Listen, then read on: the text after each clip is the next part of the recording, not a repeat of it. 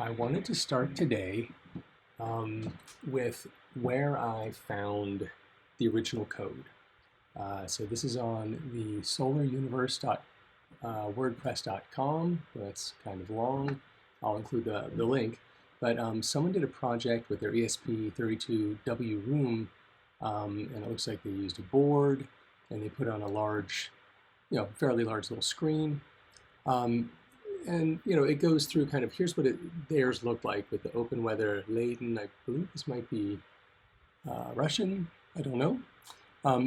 But here it is in Celsius, the temperature, and I changed some of these things. I had to resize the boxes. My screen is a lot smaller than this.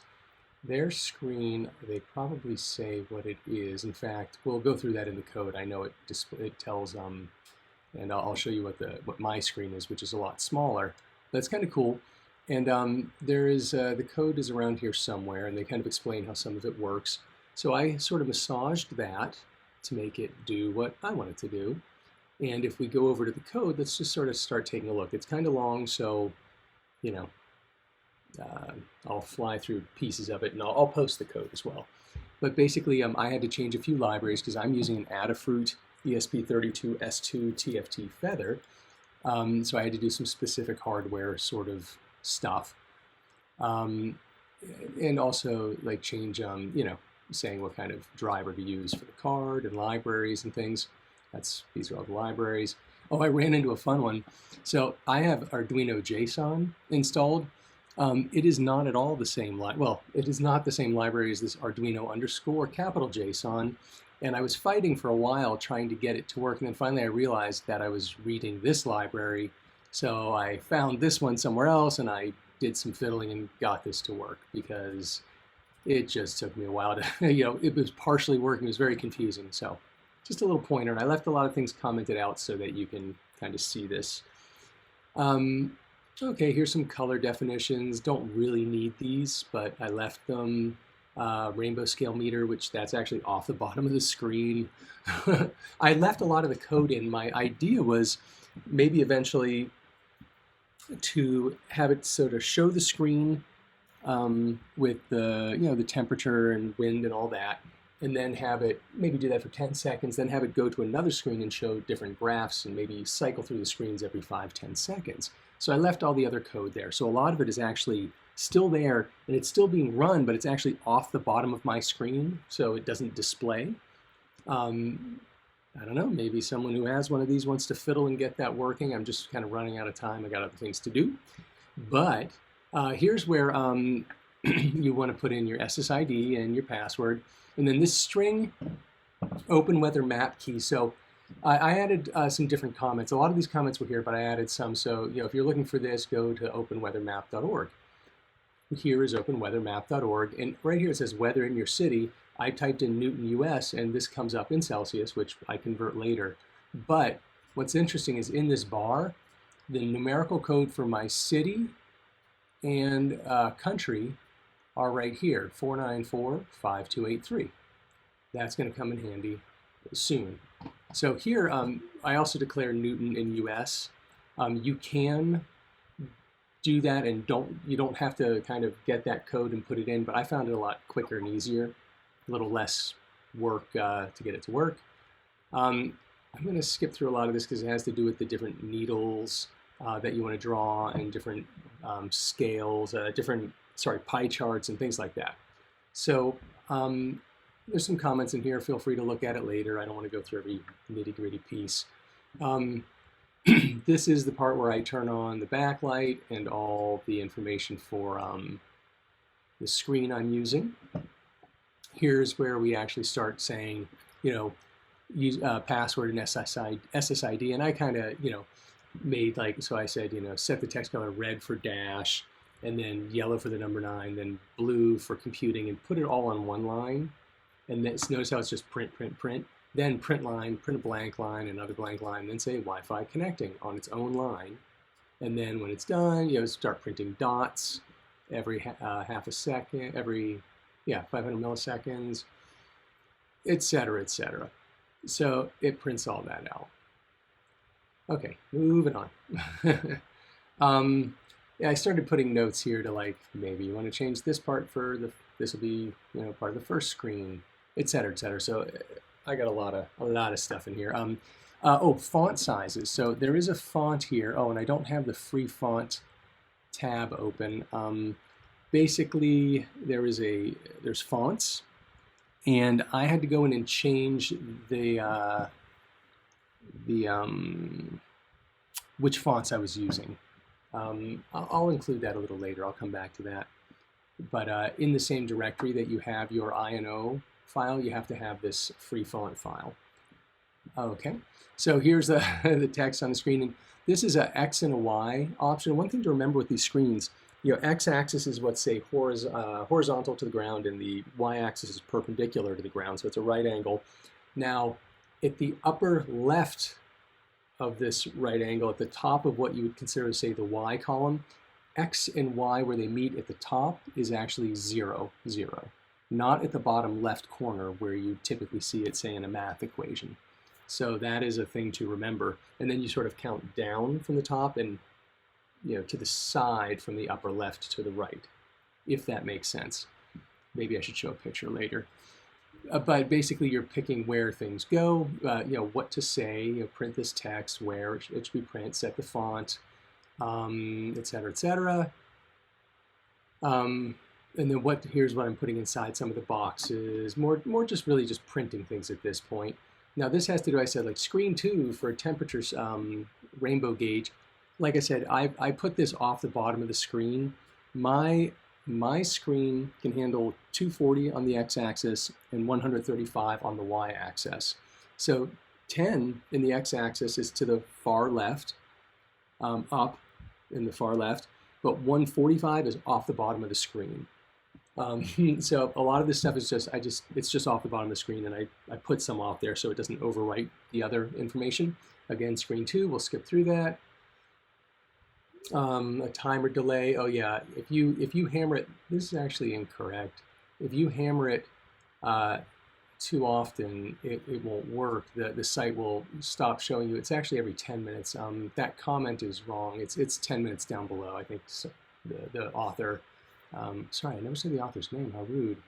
The author, Floris Wouterlude, wrote this. Very cool. And here's some more information on it. I didn't even know that's where it was. Oh, instructions by Rui Santos. Rui Santos shows up all over the place. Wow, these people are great. Okay, so back to where we were here.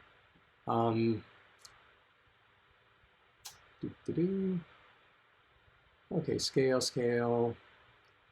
Again, I started saying things, what's on screen 2. Avoid loop, there you go, connecting every 10 minutes. And then on to doing the hard work. So here is the part where we're doing sort of pulling the weather information from their API. So I have, up above, I have the OpenWeather map API key defined, and you can see actually it shows it here, but it's all X's up above for privacy's sake. But you'll put your app ID. It's very easy to get one. You just go to the site. I'm actually not going to click API because I think I'm logged in, and it'll show you my API keys. But you click there and say generate one. It's free. Then you type in, I typed in Newton US, and it spit out this. Okay, great. And if I look up here, 494-5283. Now if I go back to here, 494-5283. That's my city and country code. You can use this line above. That's what it came with. I just stuck it in there because I know I'm not going to change it. So that's fine. And then the key. So very easy to do. To show you a little way to do some troubleshooting, if you're having a little issue and you want to make sure your login's correct and your app ID and all that is correct, you can copy and paste that URL from your .ino script and put it in here. So api.openweathermap, data, etc., weather ID. Here, this is my city and state. And then I took out the app ID just for, because it's a unique number. But you put that in there, hit enter, and here it spits out a bunch of information, which is accurate. Oh, look, it even says it's Newton, which is correct. So you can kind of confirm that it is working. Just a little handy tip. I'm not doing any serial. I just left it here in case someone else is. I'm not using any serial output. More serial stuff, I commented some of that out. Here's some the boxes, more writing for wind direction and things like that, and it's doing some some substitution, some object substitution for the actual numbers above into where you want them, if that makes sense. I think I just kind of babbled a little, sorry. Okay, drawing window frames. Now we're into some other interesting stuff. Now these are round, draw round rectangle. That is what draws those green boxes, and I had to tweak them to get them to fit into my window.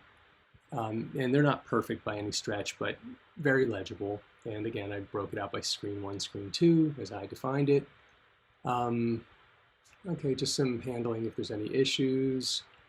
This is for a meter that's on screen 2. I made some notes down here. See, like this is screen 2. We'll skip a bunch of the screen 2 sort of stuff. I did want to show you where I changed the Fahrenheit to Celsius somewhere. It's in here, more screen 2, screen 2. And then I kind of, okay, screen 1 wind direction. So here it's drawing circles, inner circle, outer circle, which is like a light blue and a dark, like a different color blue. More the wind compass. Here's where it calculates the wind sector and where to put the cursor. The one thing I missed is Fahrenheit. Oh, F. Yeah, there's going to be a lot of F. Fahrenheit. Okay, here we go. I must have zoomed right past this. So here's the original temp. This converts, it comes out in Kelvin, so it converts Kelvin to Celsius. So I just, multiplied it by 9.9 and added 32 to get the proper Fahrenheit. Nothing magical about that. Okay, why don't I show you that font file, because that is pretty handy. So here's like FF1, so let's hop over to that. So here's the free font .h library that I was talking about that we use. At the top, I had to add to include a few fonts for the Adafruit fonts. So here, I just added a few. So for example, if we look at this one, like the sans serif, oops, that's okay. The sans serif. Actually, I don't want the .h. I just want to see where I'm calling it down here below. Oh, sorry, the mouse is not. Oh, stop. There we go. Okay, let's find it down below. Here it is. So I define FS9 as the free font, as the free serif font. You'll see there's lots of them in here. FF33 happens to also be the same. Now, if we go back here, so what did I say it was originally? FS9. So if we go into the code and I look up FS9, there it is. So this unit in free font 0 equals text size 1. Okay, I did change these. So originally it was FF0. FF0 is not a font that I could use, so I changed it to FS9.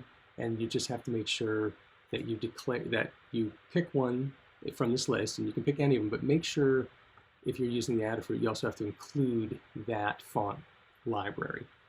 Pretty straightforward, but it's one of those little gotchas that if you're not paying attention, you'll be like, why isn't it printing?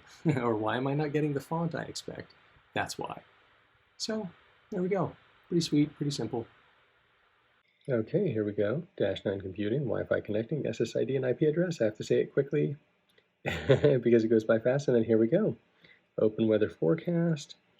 Shows the temperature in Fahrenheit, barometric pressure, millibars, percent humidity, wind, and wind direction. Then it has a little needle down there, and it reiterates wind is W, and I made it say -9 because, why not? you can change whatever you want in there. I just kind of branded it a little bit, even though it is not my code. I just made some tweaks to it to work on this little ESP32. Yeah, so that's what it looks like. It's pretty cool. It updates every 10 minutes. This ID and my IP address. And then this little stripe happens sometimes.